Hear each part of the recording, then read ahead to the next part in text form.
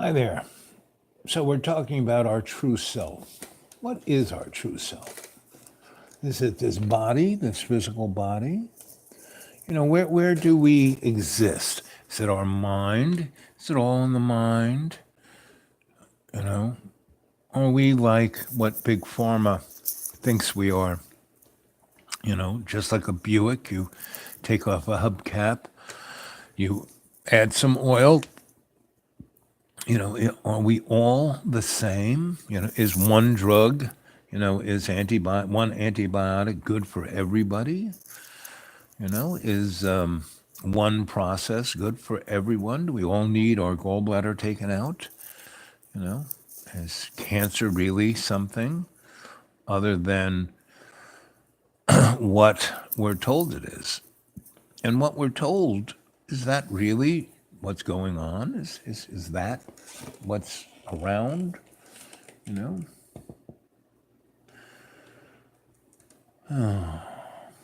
You know, I feel that we are consciousness and not our mind. Because when we think of our mind, it's our brain. And I feel that our brain is simply a card catalog, and that the central processing unit is our heart. And there is a doctor, her name is Dr. Runi Kilde, RauniKilde.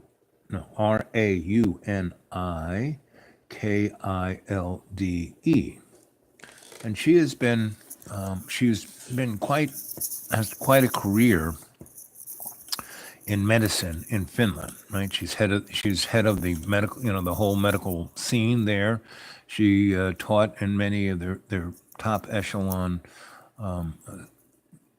medical schools. She had quite a career, and she still does. But about in around the 60s and 70s, she was meeting people like Uri Geller and the guy who saw flying saucers in Switzerland. And she was a doctor of psychology, also not just a medical doctor.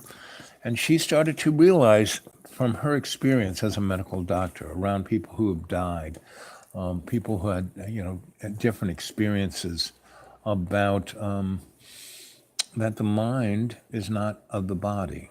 And the mind isn't. Mind is a card catalog. It's the consciousness, who we are. Who are we? We are not our body. We are not our mind. We are consciousness.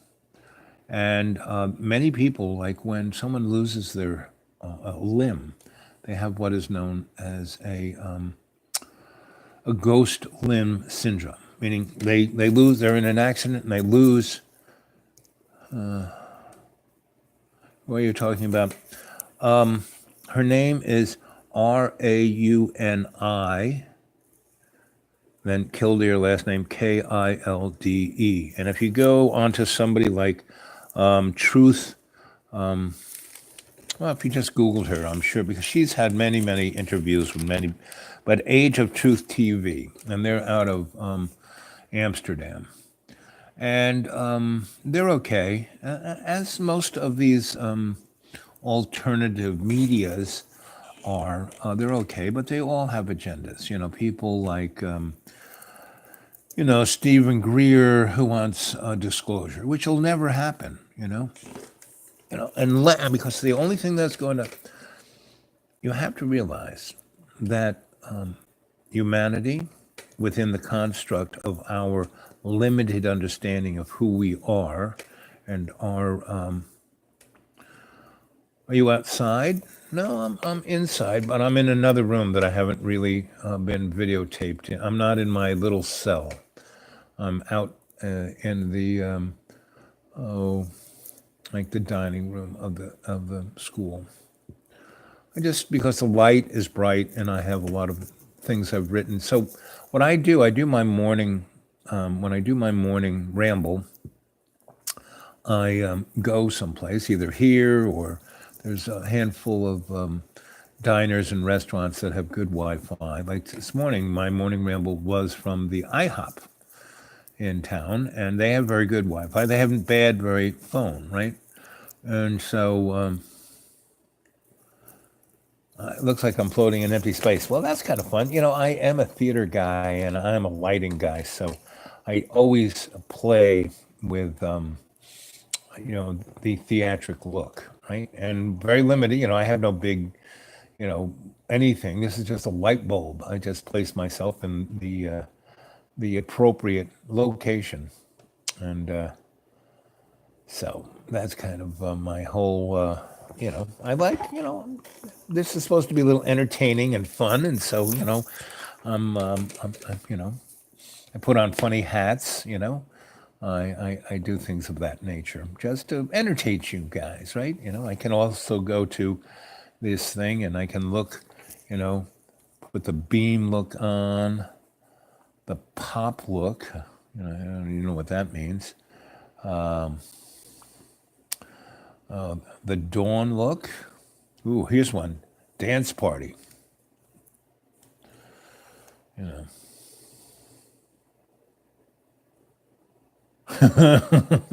It's a tunnel behind, And then there's the dream look, since we're in dreamy time. How's that? Dreamy enough of you guys? Be like Stevie Wonder. It's a rave. Yep. It's a rave party. So, pretty dreamy. So, my real thing is, so what what experiences have you have that have given you any kind of insight on what reality is and what consciousness is? And I've been meditating and I've had extraordinary teachers for at least 50 years, and not all of them incarnate. And so I've been able to go into state just, in a second. Just close my eyes, take a big breath, and bingo, I'm there. And that's why I continually do these guided meditations with you guys, so you get comfortable with it, so you can do it yourself, because that is one of the main tools of understanding, facing our true self, who we really are. It's not this body, it's not the clothes you wear, it's not the house you have, the car you have, it's not any of the material stuff, as George Carlin would say. And it is, and why are we here? To accumulate more stuff? My brother says the guy who dies with the most toys wins.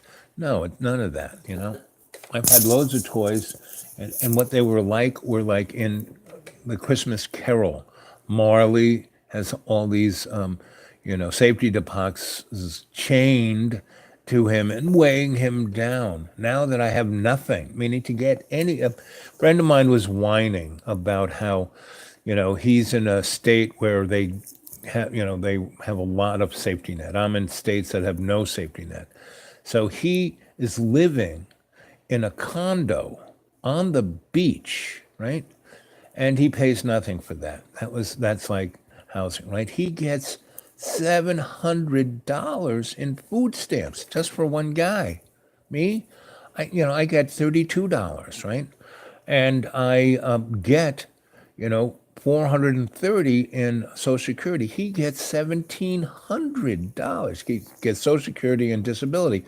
And in my state, they don't have Medicare, so they take, $100 and something out of my Social Security to pay for my Medicare that comes from someplace else, right? So, he is basically living on,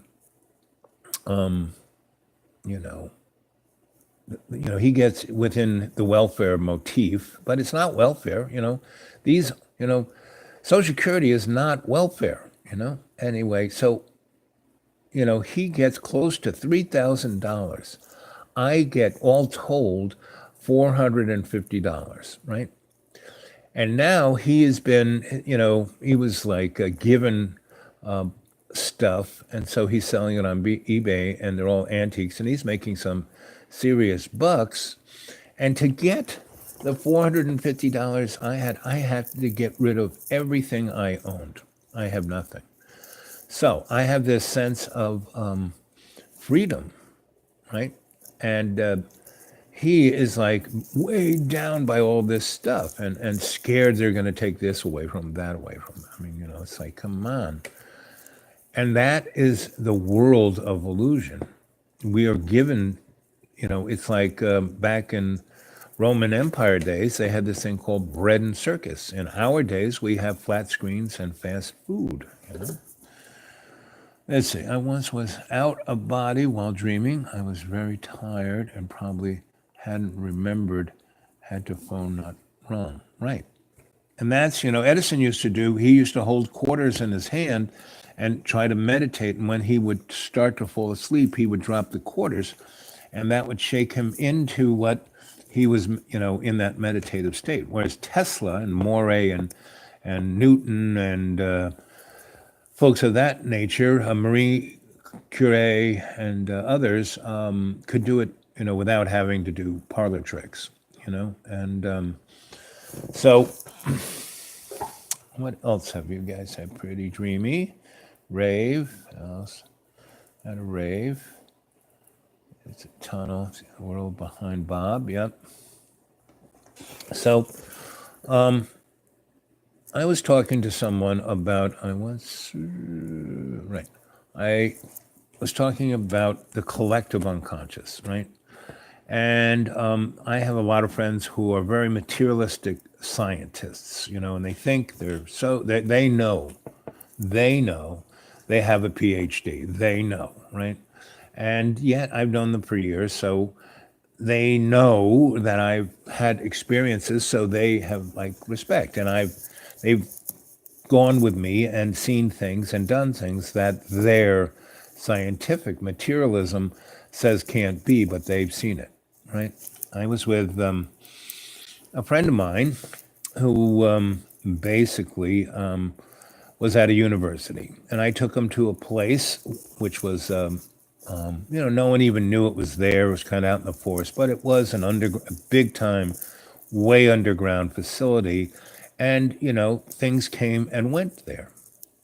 And we parked, on this ridge and waited. And it was pretty, the moon came up, the stars were out. And then this gigantic, it was a, what's the right euphemism? Well, it wasn't a saucer, but it was an unidentified flying object. And it was like the size of an aircraft carrier and in a very weird shape. And it kind of floated by us, right? And because I knew where to go and to just stay there and turn the lights off and just be still. And within 40 minutes, this thing kind of floated by and kind of drifted into the mountain. And the moon was out pretty good, and the mountain looked like a mountain, but it just kind of drifted into the mountain. And he was like, because it broke his worldview. Everything that he knew because he was a PhD and he was a scientist and he knew. This was right in front of him. And he was like, and I said, come on, let's go. He said, where are we going to go? We're going to go over and see where it went in the mountain. No. I said, no, what are you pussy? Come on. Sorry, girls, to use that part of the vernacular, but it really doesn't have anything to do with you folks, right? It has, if you go into Old English, it means something totally different. And not to upset anyone or who has a sensitive nature. I won't go too far into that. Or are you scared? And I said, what about your science? It shouldn't be. Come on. That was an illusion. That was really swamp gas. That was Venus that went into the mountain, and he was he was almost going into a fetal position. Anyway, so I had brought a little picnic basket with a couple of thermoses of the old crone's tea. So I gave him the one of courage and fortitude, and he took that and he felt better. I said, so you ready to go? Here's a flashlight. Okay. And I gave him a walking stick so he wouldn't fall down because it was like close to the edge of this cliff. But there was a nice path. And we walked and we walked and we walked. And we got to this place where the path kind of ended. And then, I shot my very strong flashlight 100 yards on the side of the thing, and the path kept going. And he was like, I said, well, so we're just going to walk right through the mountain here. He goes, and I had the thermos. I said, here, drink some more of this. And he drank it. And he said, oh, okay. And we walked through the path. And it was like basically a hologram, right? So we get on the other side where the path came out, where you could see it. And we walked another quarter mile or so. And I said, okay, here's where we stop. And so, well, the mountain had been there for a long time, right? And this was in a place where there was, a national forest, and there was a road that went on one side, and there was this place where you could park and look at the view. And so it's like the mountain had always, had been, people knew it was on maps and stuff. But they dug into the mountain and they did things in the mountain. And if you took that forest road around the mountain, there was a big security fence and a big sign saying no trespassing, no photographs. And once you kind of went up, down, and then up the hill, you could see a whole bunch of gigantic domes on top of that mountain. So there was that. But on this side of the mountain, you had to know where that path was, and it was a little scary because if you went too far off that way of the path, you'd fall off the cliff and drop down about 1,200 feet. So there weren't lots of, and there was no like sign saying, go ahead, take that path. You kind of had to know how to go through the forest to find this path to go over that way. Anyway, so we got on the other side, and I said, okay, we're going to stop here. And he goes, what are we stopping for? I said, because I want to show you something. So I pick up, like a limb that's, this big, maybe 2 feet thing, had no branches on it, just a kind of piece of wood from the forest floor. And I flung it towards this edge of the face of the hill. And it kind of went, woo, and then boom, stuck right to the side of the hill. And he was like, and I said, here's some more of this tea. And he drank it. And so I said, come on, hold on to my shoulder and let's just inch our way over there, right? And so we got to a certain place, and I picked up another thing, and I kind of waved it against the face of this rock, and it was just going like this, and then I moved it closer, and then bang, it got stuck to the rock. And what it was, and when you got really close, you could barely hear, but this kind of whoosh, it was a vent. And they were sucking air in to bring air into this mountain. And, the log that I first flew up was about 50 feet from where we were. So the edge was where we were. The log that got stuck to the face of the hill was 50 feet from us. So this vent was at least 50 feet, but maybe even, if my arm was strong enough, it might have gone 100 feet or 150 feet, And anyway, so, I said, so this is an air vent. This, how many, for the wind to suck in that hard to hold that branch against the vent, but it's a cliff. I said, no, it's a vent. It's just a hologram making it look like a rock. And he was, this was breaking every element of his worldview. And even though he was my friend, he was so pompous in everything. I mean, he was a guy, when I first met him at a conference, he said, oh, you're so full of crap, blah, blah, blah, blah, blah, blah, blah. And then as time went by, he found out everything I said to him was kind of true. and he would try, for the first few years that we knew each other at this university, he tried every which way to embarrass me, to show me up, to show that because I was like, punching a hole in his worldview. And then after a while, because he started to look stupid, because he would say something and then he would try and prove that I was, full of crap. And it would prove that, oops, nope, Al is right. And every time, and so he stopped doing because he just looked like a bigger and bigger jerk.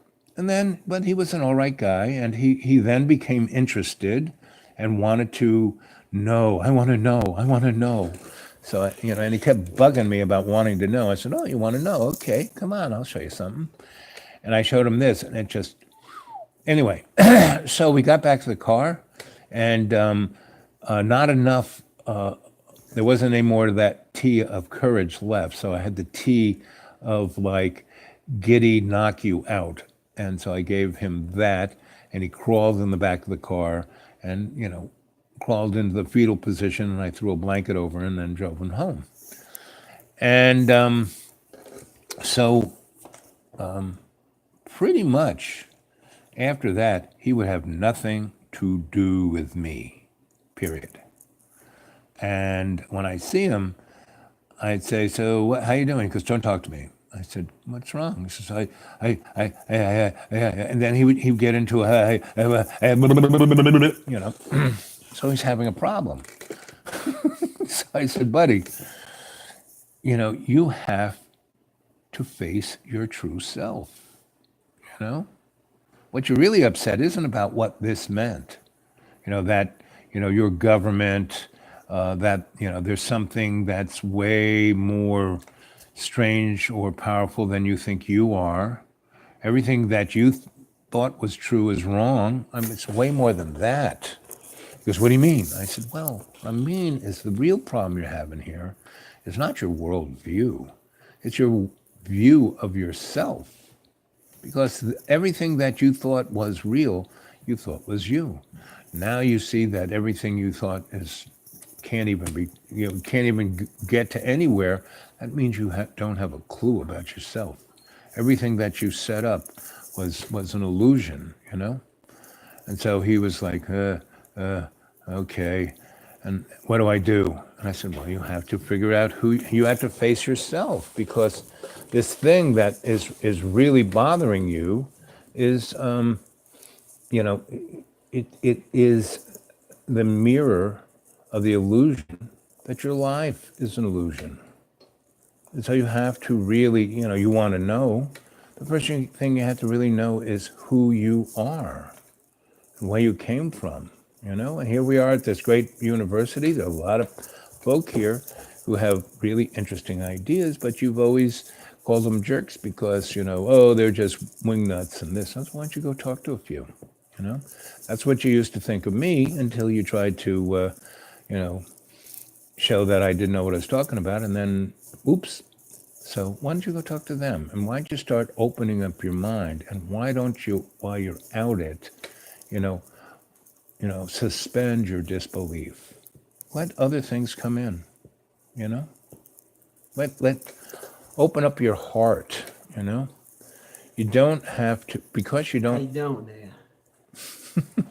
Who's that? It's Jimmy. I'm drinking piss. What flavor is it? What flavor is it, Jimmy? Hey, it's Jimmy. I'm drinking piss. What flavor is it? No, Is it strawberry piss? I'm drinking piss. Is it strawberry piss? I'm a New York City punk rocker, real tall, long big shoulders like this. Yeah? How you doing there? Yeah? Hey. So what do you think of reality, Jimmy? I don't fucking know. I'm just drinking piss. What about true? What do you think about yourself? What's your true self, Jimmy? I don't know, like, use the bathroom, get done. Don't drink that piss because it's in the bathroom. I go to the refrigerator, drink some piss, go to a restaurant, I don't want to drink piss in a restaurant, but if they hand me like a champagne or something that doesn't taste right, I'm like, what is this? Piss? I'm gonna drink a piss. I don't like this. I don't like that. Piss. So Jimmy, have you ever been abducted? Abducted?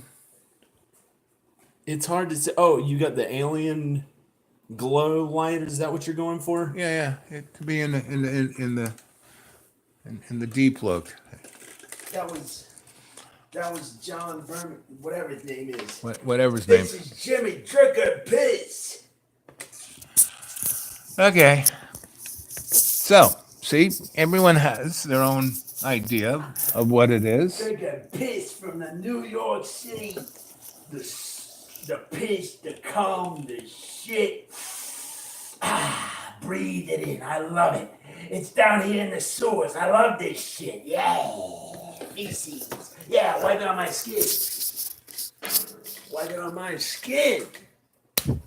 Mix it in. Yeah. Let the fumes of piss and cum and shit games begin down here. All right, everybody grab a handful of rat shit. All right, start throwing at each other. Yeah! I'm the king of the underground sewer shit and cum.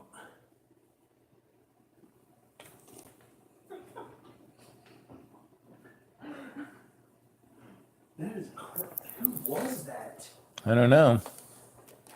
It was Jimmy. To a vampire-looking creature. It was Jimmy. He turned into a vampire creature. And Yeah. like this, and he was like, Nostradamus. Oh, well, all of those little scary monsters are illusions of our subconscious. Sorry. You know? was that too much? I have no idea.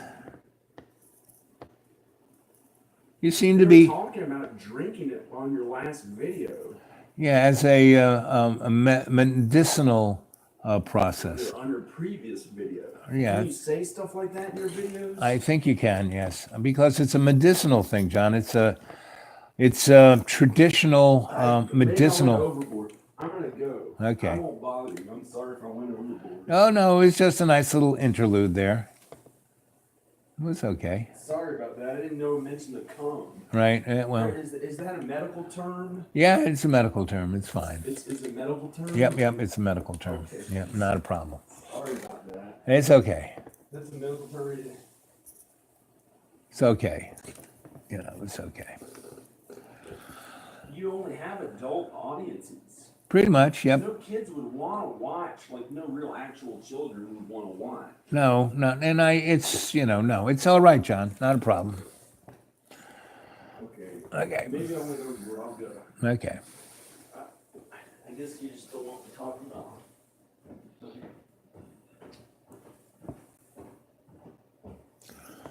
Well, that's again, the canary in the social coal mine. That's again really kind of what I'm talking about here about when people's worldviews, when their pins are knocked out, when they have to reconstruct what it is, they'd much rather, murder the postman than read the letter, right? And we're getting into a place socially, politically, that the powers that be, they can't, they've lied through their teeth for the last 16,000 years. And because of dynamics, they can't lie anymore. John's hot. Yeah, he's hot. Epic warming. Oh. But that's better, like someone said, at least Jimmy's happy. Meaning, he's a good, showing that, there's strain in the social consciousness, and we all belong, meaning we can't blame just the politicians or the generals, about starting wars or the bankers. No, because we let them. And there's no way that we can. I was watching the musical about the French Revolution, and we can't pick up arms against guys who, no, no matter what kind of gun you have in your house, it's not like, you can't go against, an F-18 with cluster bombs, and that's kind of what, the Saudi Arabian, they're using all our technology, our aircraft, our weapons, our intelligence. We refuel them in the air. They are our Air Force. We're in 200 wars across this globe. We have 1,800 major military bases all across this. We have, a chunk of Japan that's like the size of Connecticut. And that's imperial military power. And all that is making Boeing and Raytheon and those guys a lot of money. And that's their illusion of why they're doing it, and power. But millions of people die, right? And they have this thing called Agenda 21 that they want to get rid of 3/4 of the world population in the next 6 years. They want it down to 1 billion or so people, where the pyramid gets smaller. Right now, at the very top is the owners, and the Rockefellers and the Rothschilds. They aren't the owners. They are the managerial class. They're at the top of the managerial class, but they aren't the owners. And then, there's a whole flavor of the managerial class. And then there are people who are doctors and lawyers and politicians, and those guys are the worker bees, right? And they think they're the managerial class, but they're not. They're the worker drones. And then everybody else, the 6.8 billion people, we are the expendables. We're the people who work in the factories till we die. We're the people who work in the fields. We are the people who go and fight wars and die. And who in their right mind would go fight a war for Wall Street? There's a guy named Whitley Butler, or Schmidley Butler. He was the most decorated guy. He was a Marine colonel, and he got like 4, what are the Distinguished Medal of Honor? He got 4 of those, right? Because he was in the military for 40 years, and he fought, not just World War I, but all over the place. And when he got out, he said that he wrote a book where he said that he was not fighting for for the Constitution. He was fighting for Wall Street.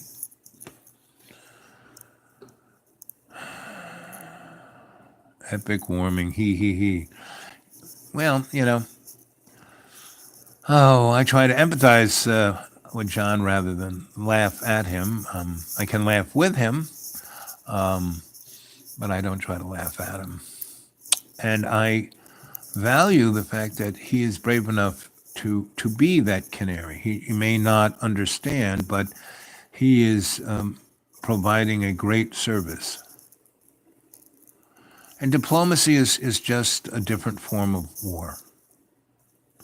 Diplomacy, war, they're both, savage beasts.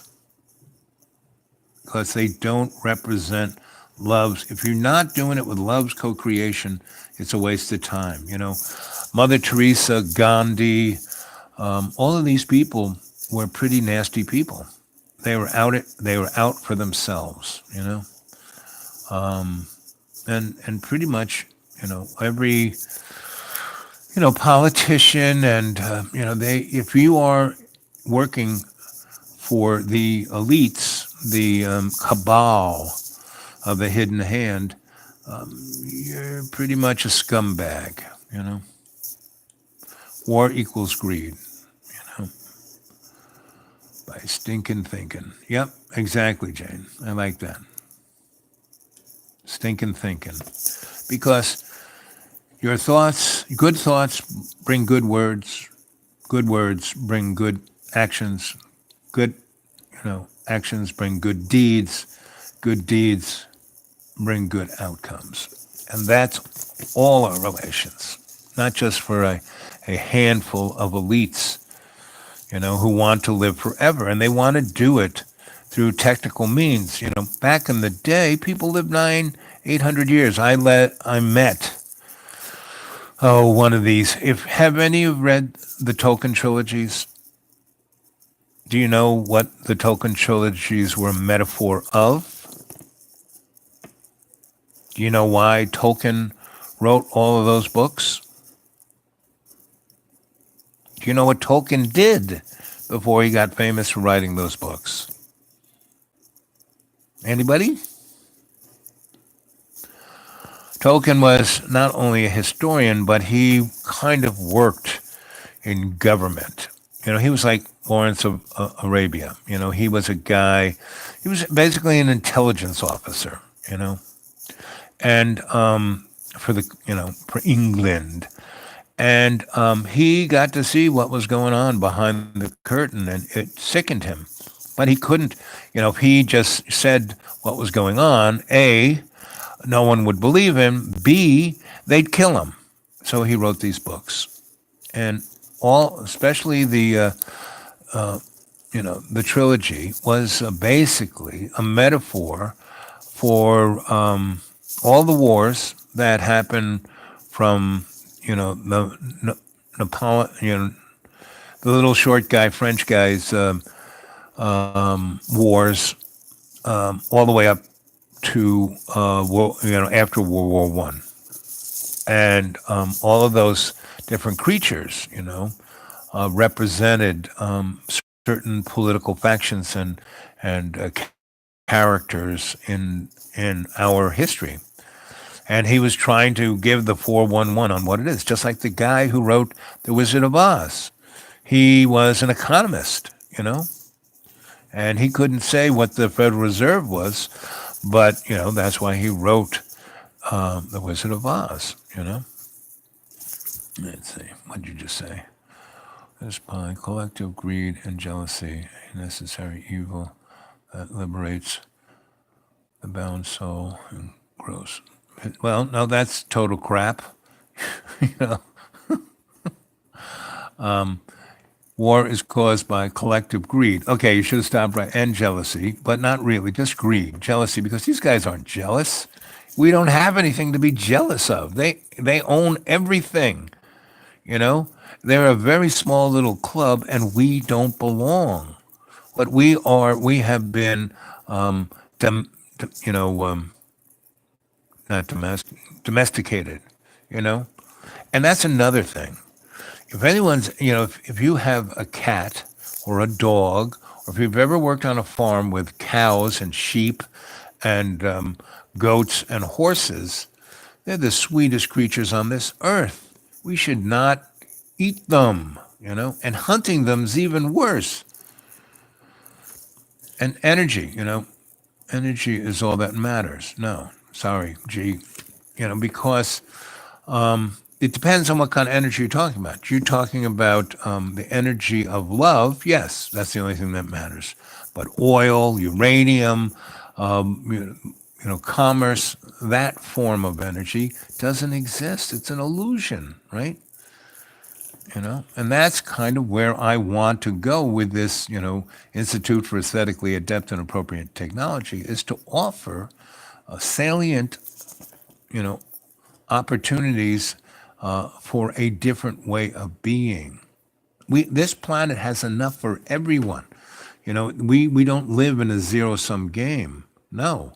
When I lived with indigenous people, who were gathering and hunting, and as I said last night, the folks I lived with, they didn't hunt elk and big game. They didn't have guns. What they did was fish and eat grubs. That was, the hunting they did, and we collected everything else, And we lived, probably was the healthiest I ever was when I was living with those guys. Because I ate no processed food.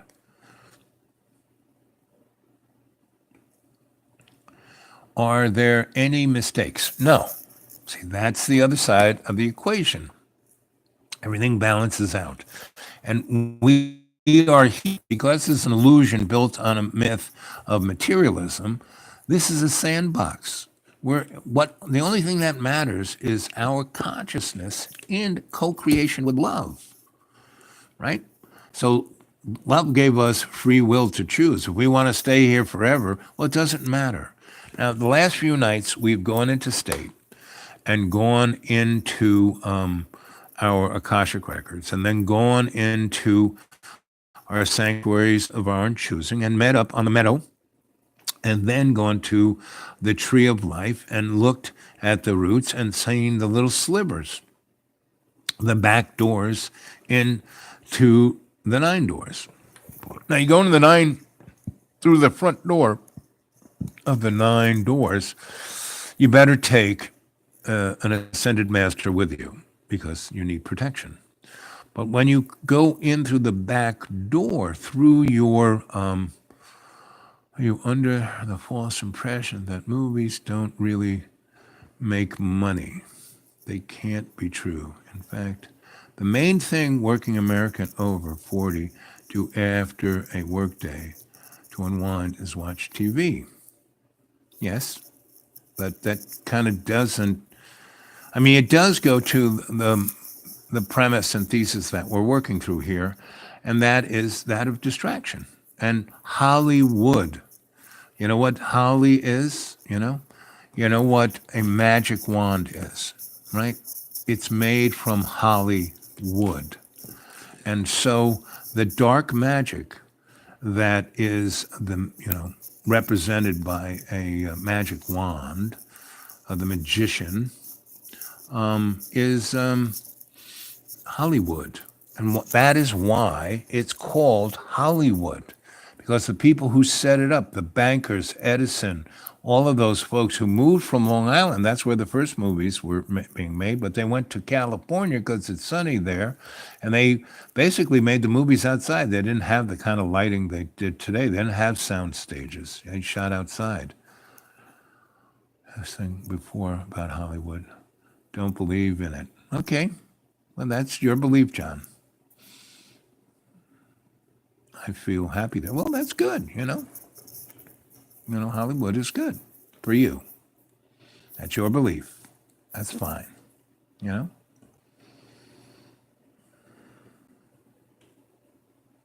that's why I don't watch it. I hate commercials. It's unwatchable. And, YouTube is getting that way too. I think, therefore I am. Yep.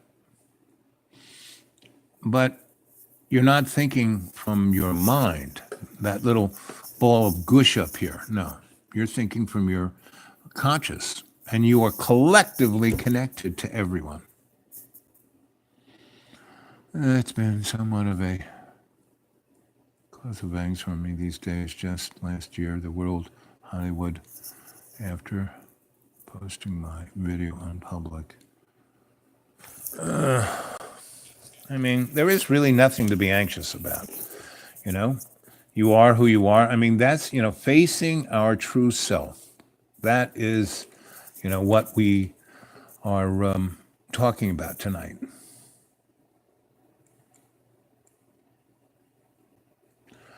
And, John, I'm not against Hollywood. I'm not against anything, I don't, believe in anything except for love's co-creation, and I think Jane asked, what's right or wrong, or is this true? And or is the world, and I basically said that the things that we're experiencing now are fine because we are in a sandbox.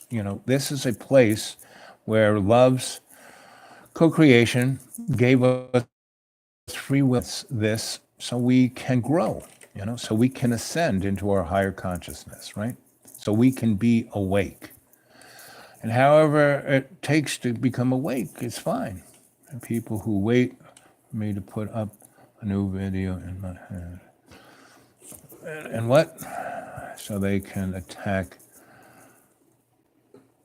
the spectacle. I mean, why would they? And None of us here would want to attack John. John, we love you. You know, you're my friend. I'm always supportive of whatever you do. So that's fine. And if you want to believe in, you know, if you're happy in Hollywood, if you like California, well, that's fine. You know, I did. Did you ever see the movie Annie Hall by Woody Allen? Right.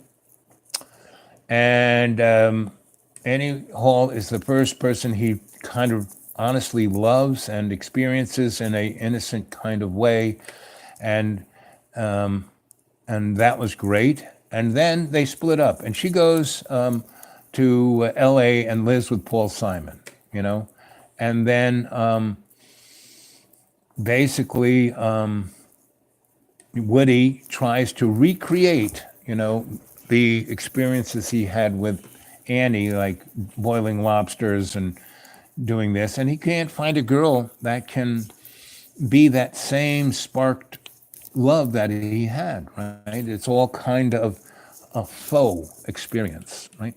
And so he goes to LA, right? And he flies there without any kind of thought. He just goes to the airport, plops down his credit card, gets on the airplane. He hates the airplane. Being stuck, and he's getting more and more frustrated and anxious and neurotic. And then he gets to LA and he rents a car, and the only car they have is a Cadillac, you know, that is like the size, you know, the length of Texas, and it's a convertible. And he's driving and he can't stand it, and he does something wrong and the police stop him, and he's so anxious that he goes, please just let me go. I'm so anxious, I can't talk to you, can't talk to you. And they say license, registration, and he pulls out the registration and his license and he tears it up in front of them and goes, it's not my fault, I'm just so anxious, I can't control myself. And they arrest him, and his friend comes and picks him up. And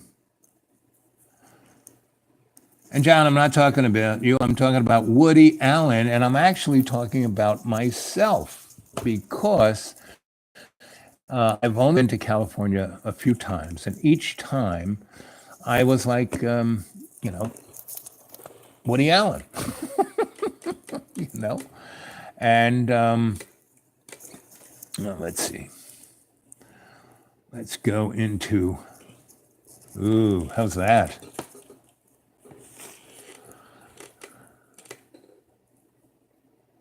See, there are the cells there. Like the school of fish, yep. Flock of birds, yeah, there we are, you know? Just like bubbles.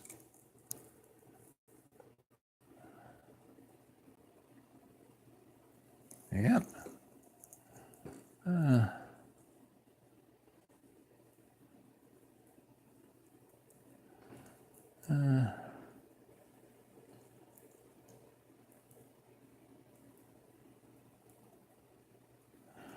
Yep.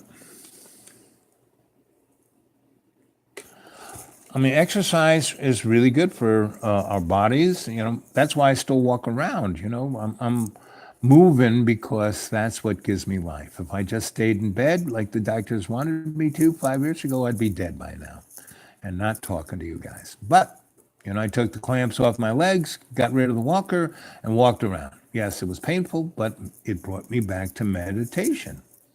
And that's the thing that gives me the power. You know, every time we go into state, and I energize you all with, you know, the prana and the grounding through chi, which I think this is the time to do that. So everyone, all 10 of you, kind of sit in a chair or lie down or do whatever you want. And again, breathe in, fill your lungs, fill them up. And I'm going to count from 1 to 3. And as I do, your conscious mind, that little squirrel in your head, will be quieted, right? The mind will be quieted.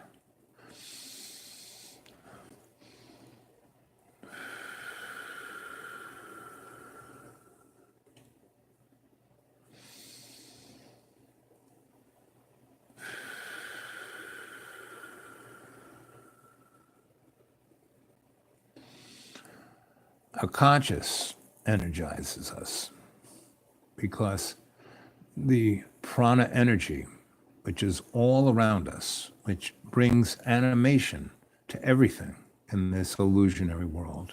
It is love's co-creation. And as we breathe it into our lungs and we pass the blood through our lungs, it becomes energized. That iron-rich blood takes that current of the prana all to every cell. And right now in your imaginary mirror, you're seeing your cells be energized. You see the ever-ready battery of the cell, the mitochondria, being energized, right? And you feel your whole body being energized, and you ground through your chi.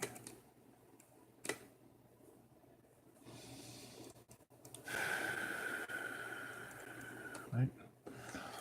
And one, your conscious mind is totally focused on your breath. You have quieted the little squirrel in your head. You have taken that current from the prana and grounded it out through the chi of your Mother Earth. And that prana is the Father Spirit, our Father who art in heaven, hallowed be thy name.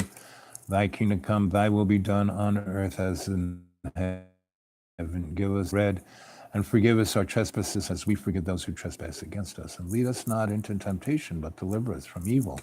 As it was in the beginning, is now, ever shall be, world without amen. And we ground it out into our mother, Gaia, and through our chi. And Hail Mary, full of grace, the Lord is with thee. Blessed art thou amongst women, and blessed is the fruit of thy womb, Jesus. Holy Mary, Mother of God, pray for our sinners, and now the hour of our death. Amen. And in every day and every way, let us take the peace of the earth and make it holy. Aho, Achi. And now we are in balance. And so we're walking into our Akashic record. We're shining the light from our imaginary mirror where we have dream sleep, where we have REM sleep, and we let everything go. Oh, see it clearly. And we walk into our subconscious, which is not the scary place of the boogeyman. What it is our Akashic record. And that is the record of our soul's existence, which gives us the perspective that there is no death. We can change bodies, just like Doctor Who changes bodies, but our soul never dies. Right? See that clearly. And I want you to sit down at your reading table. That's right in front of you. And your librarian, who's to the left of you, brings you your Akashic record. And next to your librarian is your animal totem. So your animal totem. And next to your left of your animal totem is your guardian angel. All three of your guides are there to protect and help you. See it clearly. Feel their love for you. Feel their protection and their respect and appreciation for you, the adept, going through this process of illumination and ascension of your conscious. Oh, see it clearly. So you open up the book and you put your right hand on the right page and the left hand on the left page, and you lean into the Akashic record. And you empty all of the fear, all of the anxiety, all of the anxious feelings, all of the hate, all of the doubt, all of the self-loathing, all of the every negative feeling you have, you put in that book. And you just empty it all out. You let it all go. And then you close the book. See clearly.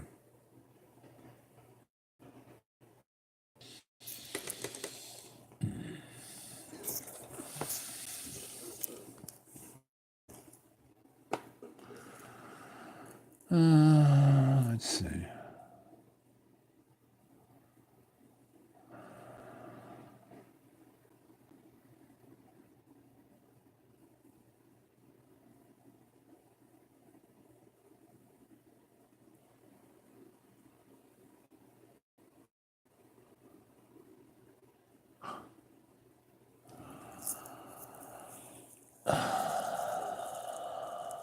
And as you step up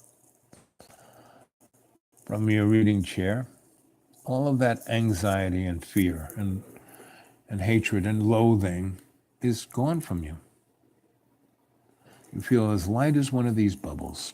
You're just floating through the air.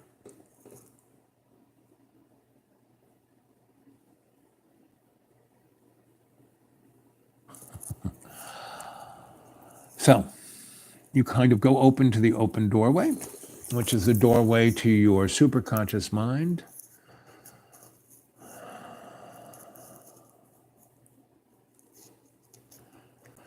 And you put your hand on the railing and you're walking over the bridge of your id. And at the top of the bridge, you look down and you see your sanctuary of your own choosing, a place you can go to be free, to be who you are, where you can see who your true self is, where you can experience it.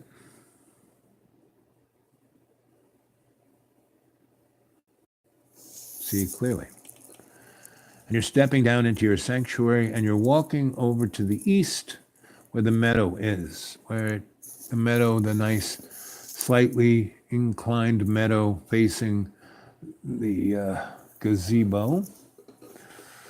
And you sit down on your picnic blanket, and inside the basket is whatever yummy you may want, or whatever libation or refreshment you may wish, and you can take part.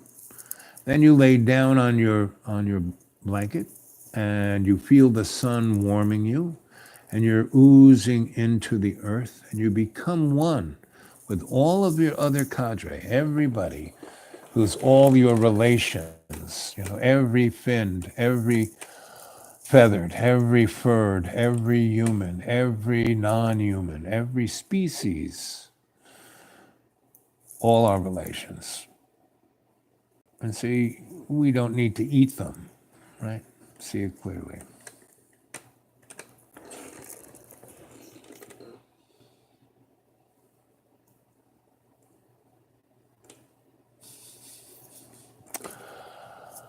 And so we walk over to the tree of life and we look down into the tree of life at the root base, and we see another little sliver. There's a sliver of the fairyland, the sliver of death, the sliver of the mystery school, the sliver, and where we are going is the sliver of the world of our true self, facing our true self.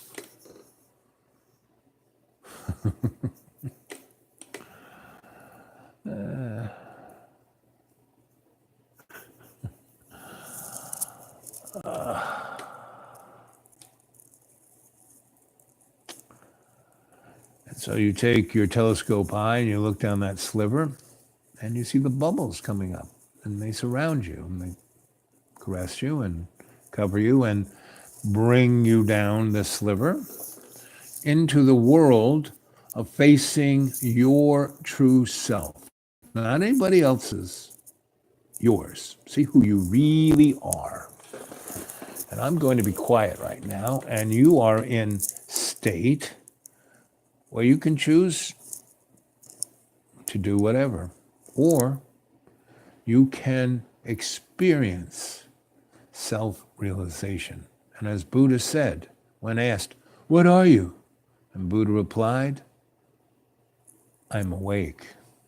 So at this point, right here, right now, your sensei Al Bob is giving you the opportunity to wake up and face your true self. See it clearly.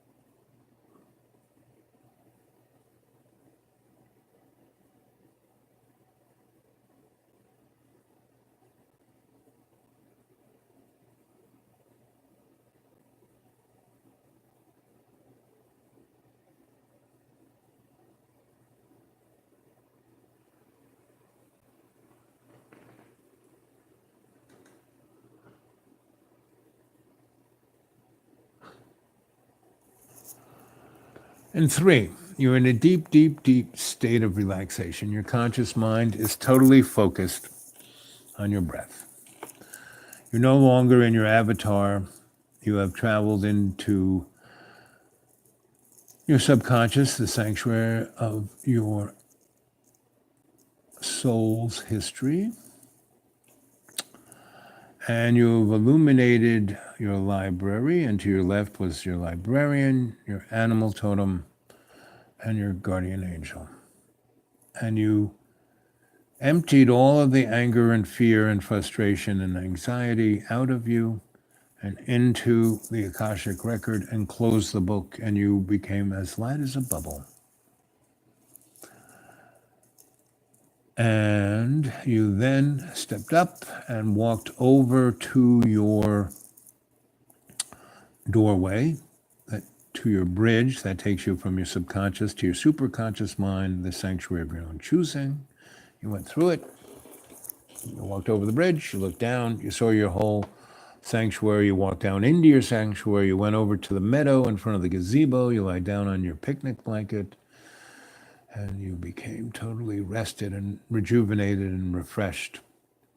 And then you got up, you walked over to the tree of life, and you looked down to a crevice where you saw the world that is your true self. And the gold light came up and surrounded you, and the bubbles oozed out of the crevice and covered you and kind of brought you down through the crevice and took you through the journey, through the back door, through one of the lands in the doorway. And it's the land where you're facing your true self. See it clearly. And this experience is breaking all of the artificial world views you have of yourself. And you're seeing who you truly are. And you're not evil or bad or sick or any of the things that you fear, you know? And other people who try to put their worldview upon you, you see that that's irrelevant. The most important thing, it's irrelevant. And you're getting to see who you really are and what you really want to do with this life, because you see that all of the things the worldview says you got to be a father, a businessman, a success, any of the above. No, that's not really kind of, you're here to learn who you are, to ascend into your consciousness so you can be awake. And I'm going to be quiet again. And you're going to go on another 2-week vacation of finding out who you are and what it feels like to be awake. See it clearly.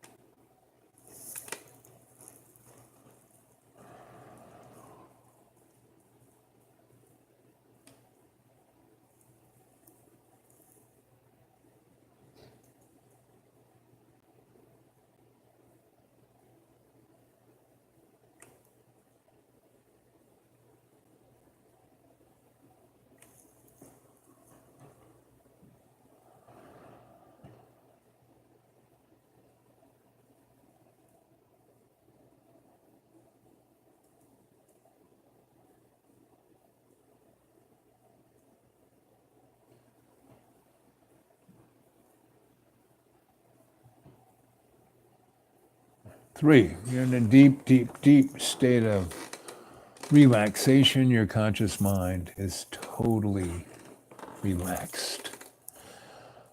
Your avatar, you're no longer in your avatar. You're in you're in the world of your true self.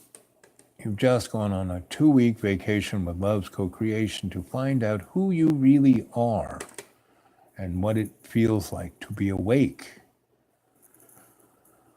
So, the 10 of you, what's it feel like to be awake? You can communicate.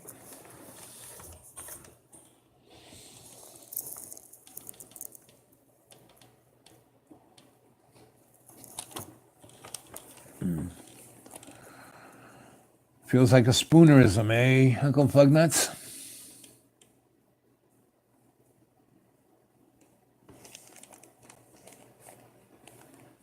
Well, that's close.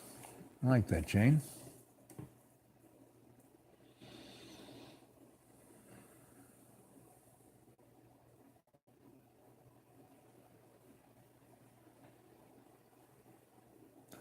Being at one in total communication with Love's co-creation is to be awake.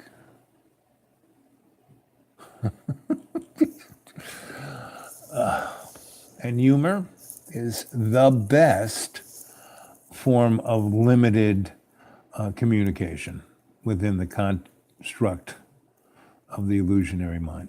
The humorist is the true priest or priestess of the highest form of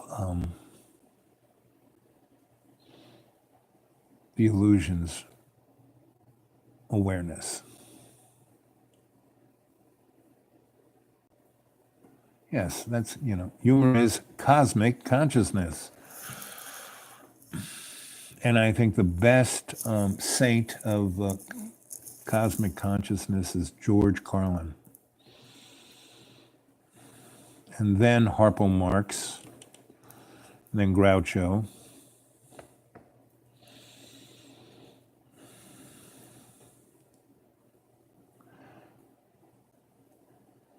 Maybe Robin Williams.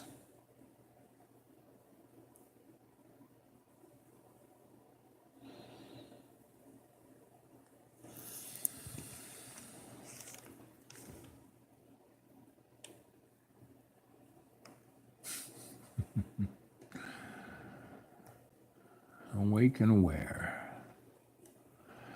Well, Jane, you were pretty awake and aware when you were walking on the ice this morning. I have to hand it to you, especially with your dog. Like, you should have used her. You should have got out skis and let your dog transported you down the road. That would have been fun.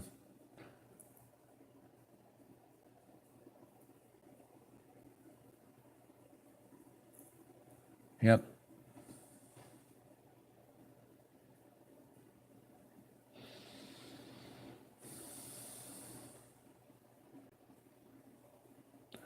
So, any other insights from the land of facing your true self? Any insights? Any breaking the molds of your worldview?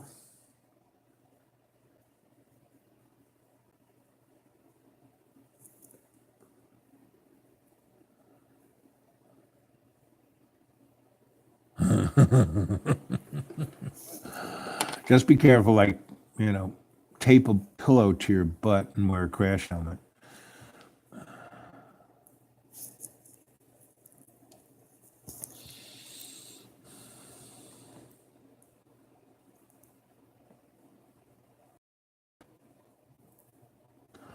Okay, here's a little exercise. See all these bubbles, right?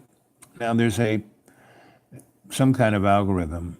At some point, the bubbles will want to cover my face, right about now, right? It's just deciding that, right? But I was keeping them away.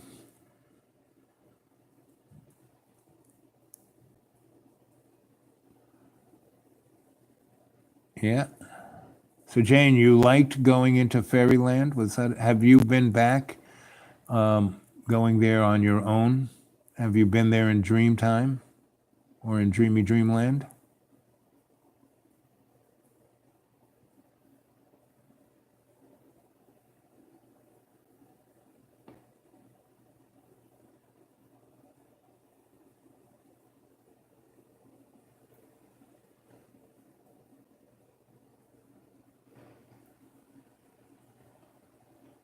See how I am keeping the bubbles from covering me up, and now as soon as I say it, they're gonna like just jump on me.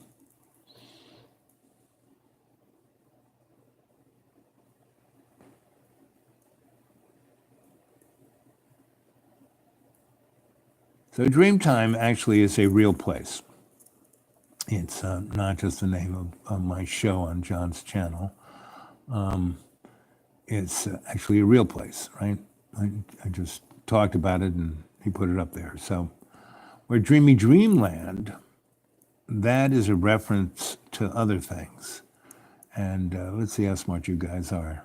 You can pick up where Dreamy Dreamland is. Yes.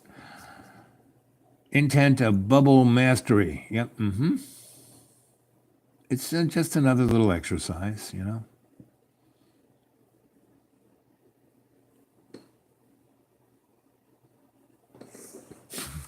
Let's see, kind of freak them out. Yes, Dreamtime is the. Hey there, Mr. Research. Where the subject of tonight's is facing our true self.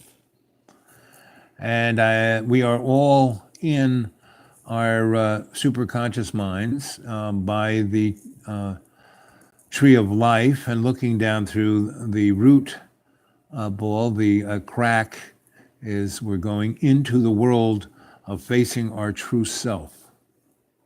You know, we are breaking. I told a little story of a guy I knew at a university who was Mr. I know everything because I have a PhD, and he used to give me a hard time for what I did and how I did it, because he said, well, you just go and do these things and you get these degrees because you do these things. And I say, so? He says, well, you didn't matriculate. You didn't pay for it. They actually paid you and you got these degrees. Well, how fair is that? And I said, so? And he'd hate the fact that I would never fight with him or get upset with him. Or I always tried to be just nice to him because there were some good sides to him. He was, he's not a bad guy. He was just, his worldview was stuck, him in a box as a professor who was trying really hard to become, tenured. And I think he was the longest time getting his frigging tenure than anybody, right? And the fact that I could just cruise in and do whatever the heck I want was like really irritating towards him. And so every time he tried to prove me false, he would found, no, Al actually did that. Oh, actually, he's actually right. And it took so much time because in those days they didn't have Google. I mean, we could just I had a friend, again, I have loads of friends who start out like, hey, look at those eyebrows. I can't believe it.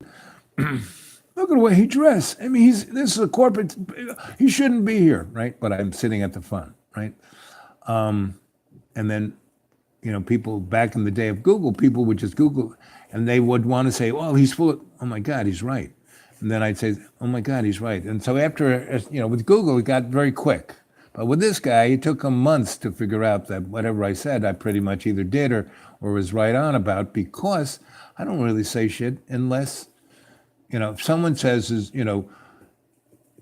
if I don't know the right answer, I go, I don't know, If I only have an opinion, I say, that's my opinion. I don't believe in anything, so I don't go, I believe, like that means something, It doesn't, A belief is like an asshole. We all have them, right? And they're all different. So, and I don't believe in anything, but I do have faith in love's co-creation.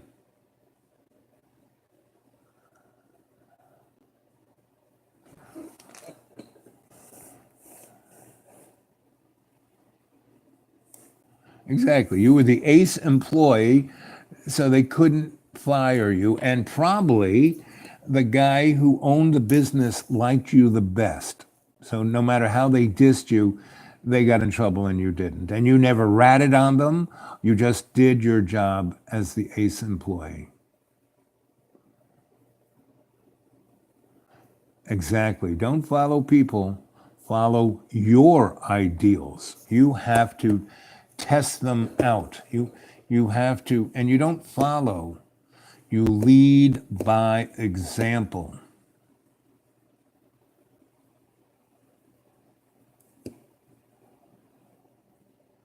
Yep, love connects us, and that's why the only thing that is truly there, that truly exists, is love's co-creation. Yep, yep. And again, I'm a real stickler for words, so like ideals. What does that really mean? If it's all based where you're saying trial and error, okay, I'm down with that.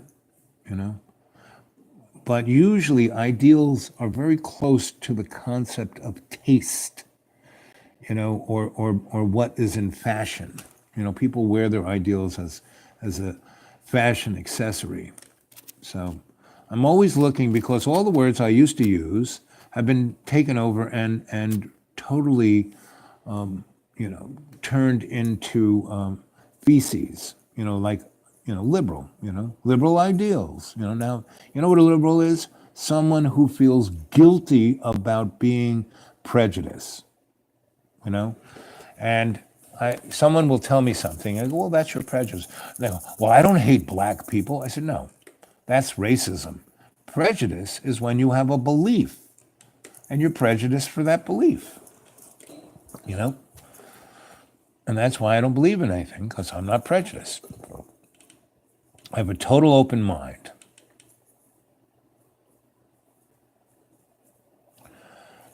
Gut feelings or intuition, exactly.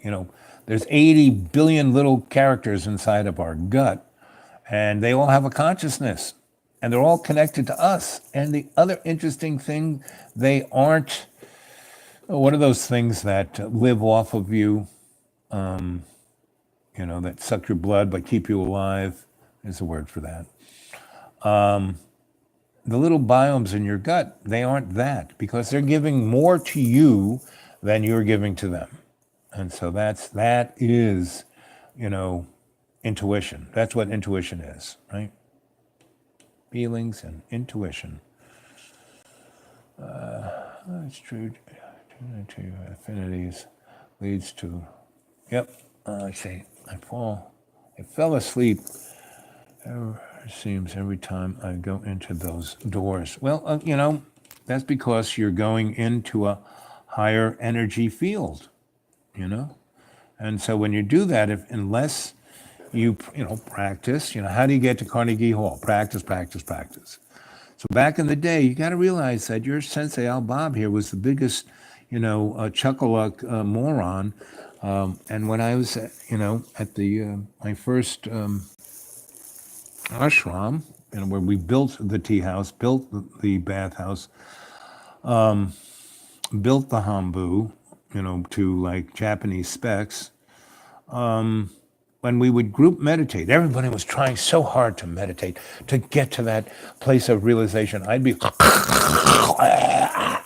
snoring like a chainsaw, drooling like Homer Simpson, like how Homer is in church, and his tongue is out wagging like this, and everyone's like, oh, that was me. I am Homer Simpson. But who is Homer Simpson, right? Where did Matt Grandage get that character, right? First of all, he got it from Homer, the great poet, right? Simpson, meaning that's what Homo erectus, Homo sapiens sapien, that's Simpson, that's right. So that's Homer. Homer, the great poet, the monkey, right? And that's me, in this avatar of Sensei Al Bob. My consciousness, something else, And every now and then, Homer connects, he becomes awake, and he has these amazing epiphanies. I mean, of all the characters in The Simpsons for the last 30 years, the longest, TV show running, Homer comes up with the greatest, Marge, she's like the sweetest and smartest. Lisa's definitely got, you know, her intelligence comes from her empathy, and she just doesn't give up, right? Bard, he is the cheeky monkey. And, Maggie, who's Maggie? She's the artificial intelligence. And then the rest of the characters, they are, Ralph, he's always picking his nose. Look how the bubbles, I'm going on about The Simpsons and they're like going after me big time. So, if you go to sleep when you meditate, so everyone used to complain about me, and my sensei would say, no, Al is in deep meditation. So, but if you go off and sleep when you try to meditate, or when you go into the doors, which is just another higher frequency of meditation, you're just going into a higher level. You just have to, when you empty yourself of all your anxiety and all that negative energy, and you become that balloon, and that's why I've been taking you into these doors, not through the event horizon of these doors, because that's when you have to bring in a ascended master through the fireplace. So if you're falling asleep when we're going through the back door, then maybe, yes, Ralph, maybe you need to bring in an ascended master, because you're going to go through the event horizon of these doors arm in arm. So you're going to be in a field, and that field will assist you from, going unconscious. So maybe that. So who was the person who said,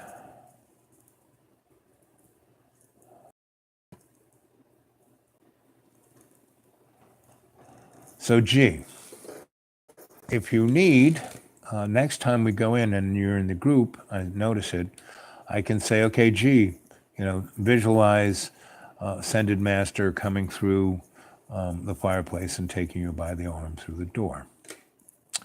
The back doors is just it's like, in computers, instead of having going into your this, that, and the other thing to get a document, you have a shortcut. That's kind of what the back door of the Tree of Life is, a shortcut. And I'm just trying to give you guys all the tools for you guys to take advantage, because, Maggie killed your man. I don't know what that means, but she could, being the artificial intelligence there. We all got a crayon in our brain. Yep, I would go along with that.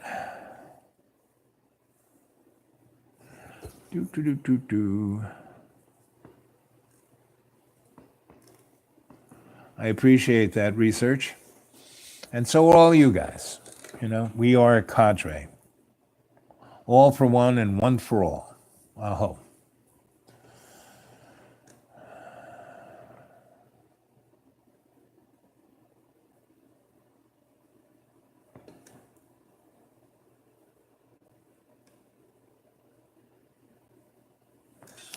Well, that was the energy of the transportation through the Tree of Life. That actually, what you just explained there, the melting warm purple lava lamp feeling with streams of silver felt out of body. Well, that is, you were in communication with the Tree of Life there.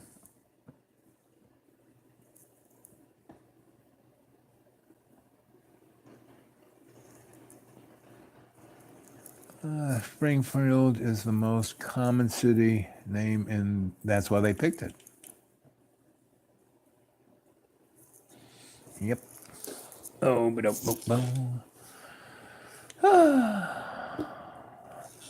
so we're doing good here. These are all great little comments of your experience. So you're dancing around the big elephant, and that is facing your true self. Now, if you knew it or not, all of your comments were actually metaphors on that.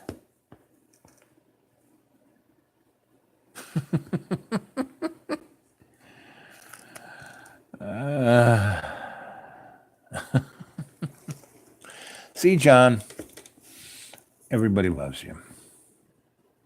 Just like the TV show, everyone loves Raymond.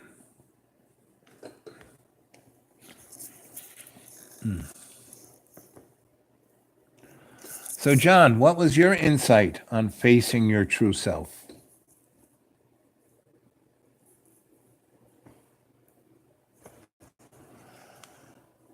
Super Dave the Cat, yes. Mean Gene, the dancing machine. Something's going on in heaven today. They brought out the bubbles.